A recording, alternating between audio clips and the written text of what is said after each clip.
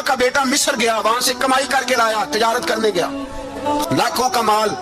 کون سا باپ ہے دنیا میں جس کا بیٹا باہر سے پیسے لے کے آئے تو ابا تفصیل پوچھے کہ بیٹا کہاں سے کمائے, کہاں سے لایا, کتنے ملے, کیوں آئے؟ کون سا باپ تفصیل پوچھتا ہے؟ ابا تو کہتا ہے لا صحیح, اور تعریفیں کرتا ہے میرا بیٹا بڑی کمائی کرتا ہے. کبھی پوچھا ہے اس سے کہ ڈیوٹی صحیح دیتا ہے کہ نہیں؟ کبھی پوچھا ہے کہ تو ایمانداری کی روزی لاتا ہے کہ حرام کی کماتا ہے؟ یہ باپ کی ذمہ داری ہے, یہ اماں کی ذمہ داری ہے. پھر کہتا ہے بیماری کیسے آ گئی, پریشانی کیسے آ گئی؟ تو نے کبھی سوال کیا اپنی اولاد سے؟ حضرت عمر فاروق رضی اللہ تعالیٰ عنہ کا بیٹا مصر سے پیسے کما کے لایا تو جناب عمر نے بلایا, فرمایا بیٹے اتنی تو تیرے پاس راش ہی نہیں تھی, تھوڑے سے تو پیسے لے کے گیا تھا, اتنی کمائی کیسے ہو گئی؟ اتنے تو پیسے نہیں تھے صاحب, کہاں سے کمائی لائے؟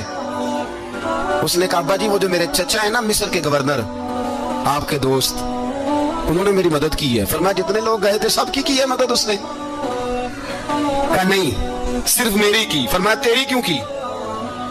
تیری کیوں کی؟ کہا حضور آپ کے دوست ہیں. فرمایا چپ کر, حضور انہوں نے مجھے اتنے پیسے دیے, میں نے کاروبار میں ڈالے تو نفع آیا تو میں ان کی رقم دے کے. فرمایا خاموش ہو جا, باقی جتنے لوگ گئے تھے سب کی مدد کی اس نے؟ کہا نہیں حضور صرف میری کی. فرمایا اس نے تیری مدد نہیں کی, اس نے خلیفہ کے بیٹے کی مدد کی, اس لیے کہ وہ خلیفہ کو اپنے حق میں نرم کر سکے. فرمایا آدھا مال تیرا ہے, آدھا مال غنیمت کا ہے, مال خزانہ کا ہے, مسلمانوں کا ہے, اس لیے کہ تو جو وہاں سے مال کما کے لایا ہے وہ اپنے باپ کے خلیفہ ہونے کی وجہ سے کما کے لایا ہے, لہذا رکھ ادھر. یہاں کہتے ہیں کدھر سے آیا, کیسے آیا, کون سا حساب دے, کیا کریں؟ او بھائی حضرت عمر رضی اللہ تعالیٰ عنہ کا اپنی اولاد کے بارے میں یہ رنگ ہے.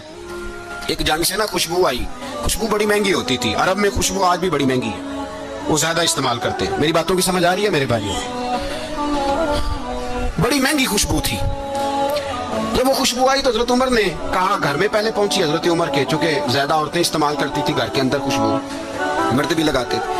حضرت عمر نے اپنی بیوی سے کہا, آپ کی زوجہ تو تھی وہ بڑی خوشبو کو پسند کرتی تھی. حضرت عمر نے اپنی زوجہ سے کہا کہ خوشبو لاؤ, میں نے ایک عورت کی ڈیوٹی لگائی ہے, وہ خوشبو تول کے نا تو پیسہ برابر صحابہ میں بانٹ دے گی. تو آپ کی زوجہ کہنے لگی کسی بی بی کی ڈیوٹی لگانے کی کیا ضرورت تھی, میں جو موجود تھی میں بانٹ دیتی ہوں تول کے پیسہ برابر. آپ نے فرمایا نہیں تو رہنے دے, تو فلانی بی بی بانٹے گی.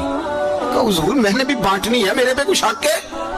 آپ نے فرمایا نہیں تو تفصیل نہ پوچھ, تو خوشبو دے دے, کوئی اور بانٹے گی. خاتون خانہ تھی نا, کہنے لگی نہیں مجھے بھی آج آپ کو بتانا ہی پڑے گا کہ کوئی جو بانٹ سکتی ہے تو میں کیوں نہیں بانٹ سکتی؟ زوجہ کہتی عمر نے بات کی تو میری چیخیں نکل گئی.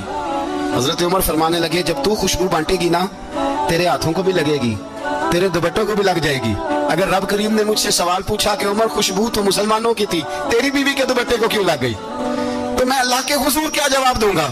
اگر اللہ نے یہ سوال کیا کہ تیری بیوی نے کیوں لگائی, وہ تو حصہ تھا مسلمانوں کا, تو تو نے تیری بیوی نے کیوں لگائی؟ تو فرمایا میں نہیں چاہتا کہ اللہ کے حضور مجھے اور تجھے باز پرس ہو, لہذا کسی اور کو بانٹنے دے. زوجہ روئی اور تڑپ کے کہنے لگی عمر مجھے لگتا ہے صبح قیامت بھی تیری بیوی ہونے کی وجہ سے اللہ مجھے جنت عطا فرما دے گا, تیری زوجہ ہونے کی برکت سے. بھائی یہ معیار رکھا, خدا کی قسم ایسا شخص تاریخ میں دوبارہ نہیں آیا.